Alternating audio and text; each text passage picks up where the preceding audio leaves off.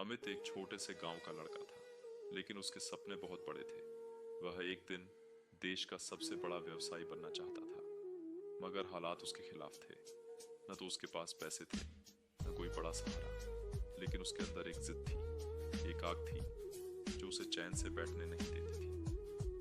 हर दिन वह गांव के पुराने अखबारों से बिजनेस के बारे में पढ़ता, यूट्यूब पर वीडियो देखता और सोचता कि वह कैसे अपने सपने को पूरा कर सकता है।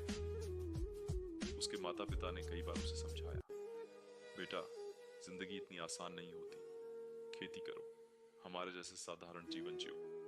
लेकिन अमित का दिल किसी और ही राह पर चलने को तैयार था। एक दिन उसने तय किया कि वह शहर जाएगा और अपनी किस्मत आजमाएगा।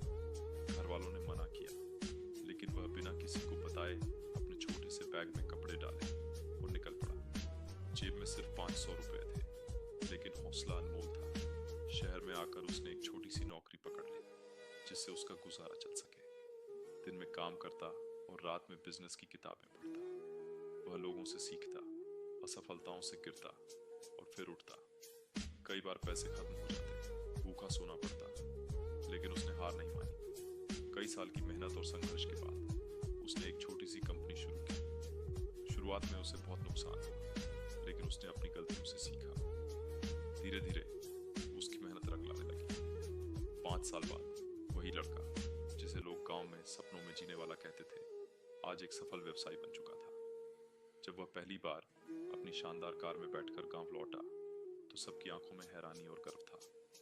माँ बाप की आंखों में आंसू थे, लेकिन इस बार ये आंसू खुशी के थे। अमित ने उनके चरणों में सिर झुकाया और कहा, अगर अपने सपनों को पूरा करने की तड़प सच्ची हो, तो कोई भी मुश्किल आपको रोक नहीं सकती।